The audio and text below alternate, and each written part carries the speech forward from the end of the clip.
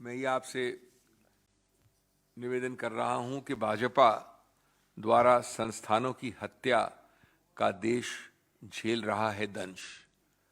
भाजपा द्वारा संस्थानों की हत्या का देश झेल रहा है दंश। अब वो संसद को मार रही ऑपोजिशन की भाषणों के अंश काट रहे हैं। ये एक नया तरीका निकाला गया है गैरतांत्रिक अगणतांत्रिक व्यवहार का।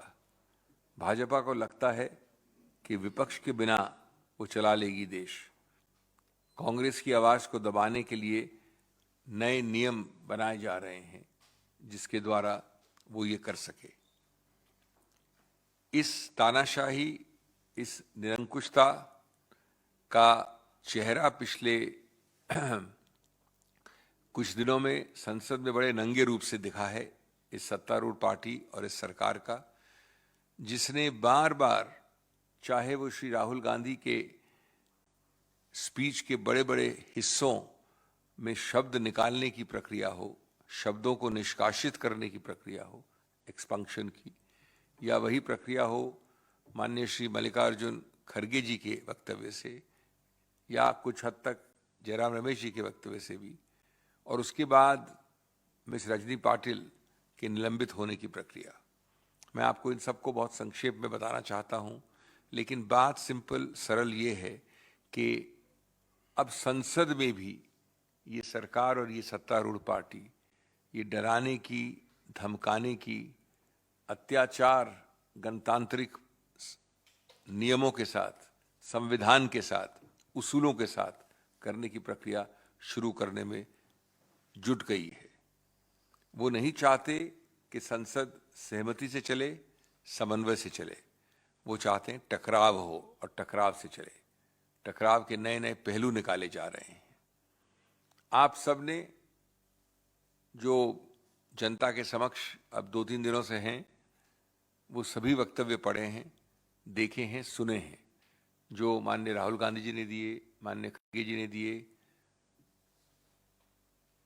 और आपके पास उनके टेक्स्ट भी हैं, सबको मालूम है।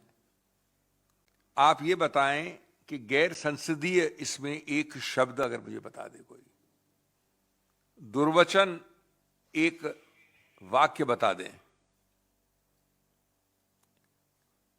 मानमर्दन किसी संस्था का हुआ है वो बता दे मुझे, आपत्तिजनक या गाली गलौच वाला कोई शब्द इस्तेमाल हुआ है वो दिखा दें हमें, अभद्र मानहानि वाले शब्द, क्या चीज है जिससे आपने ये शब्दों को निष्कासन करने, एक्सपंक्शन वाली प्रक्रिया की। और इससे ज्यादा शिष्टाचार के साथ, शिष्टापूर्वक राहुल गांधी जी और खड़गे जी ने जो बोला है वो सभी तथ्यों के आधार पर बोला है। बल्कि इतनी मजाकिया एक प्रवृत्ति दिखाई है सरकार ने कि प्रश्नों को भी निष्कासित करने का प्रयत्न किया गया है, प्रश्नों को भी निष्कासित किया गया है। जो दोनों सदनों के अध्यक्ष हैं, प्रिसाइडिंग ऑफिसर्स हैं, वो हमारे संविधान के इस अंग के रक्षक हैं, स्तंभ हैं, संरक्षक हैं, और सबसे पहले संरक्षक हैं स्वतंत्र, खुले रूप से अपनी बात रखने के सिद्धांत का पालन करने के लिए। ये एक मौलिक स्तंभ है हमारे गणतंत्र का कि हम स्वतंत्र रूप से, निष्पक्ष, निडर रूप से, स्वतंत्र रूप से, खुले रूप से अपने विचार संसद में रख सकें। और उसके संरक्षक ये लोग हैं, ये अध्यक्ष हैं, क्योंकि संसद हमारे गणतंत्र का मंदिर है। उनके कवच के बिना, उनके संरक्षक के बिना, उनकी सुरक्षा के बिना ये स्वस्थ संसदीय विचार विमर्श कैसे होगा। डिबेट खत्म हो जाएगा। स्वतंत्र बोलना जो हमारे संविधान की नींव है वो खत्म हो जाएगा संसद के अंदर। हम सबको खड़े होके इसको बचाना है।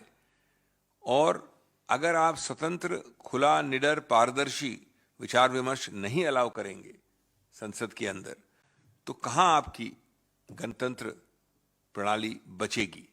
वो अपरिवर्तनीय तरीके से खतरे में पड़ जाएगी। आखिर संसद को देश का सबसे व्यापक, सबसे बड़ा गणतांत्रिक जांच का आयोग माना गया है। इससे बड़ा आयोग कहीं नहीं है।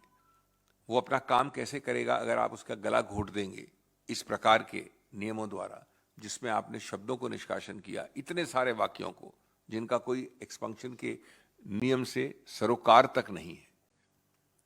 अगर आप उठा के पढ़ें 380 लोकसभा में और यही रूल है राज्यसभा में, तो जितने मैंने शब्द कहे आपको, अभद्र, मानहानि, गाली गलौच, असंसदीय, एक शब्द बता दें, उसके अलावा आप 380 को लागू नहीं कर सकते, तो फिर कैसे किया आपने निष्कासन इन शब्दों का?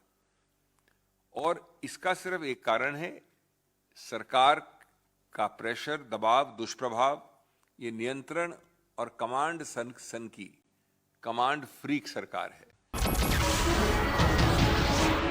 नमस्कार, मैं हूं मानक गुप्ता। अगर आपको हमारा ये वीडियो पसंद आया हो तो इसे लाइक और शेयर जरूर करें, और हां, हमें सब्सक्राइब और फॉलो करना ना भूलें ताकि आप देश और दुनिया की कोई खबर मिस ना करें। तो जुड़े रहिए हमारे साथ और देखते रहिए News 24।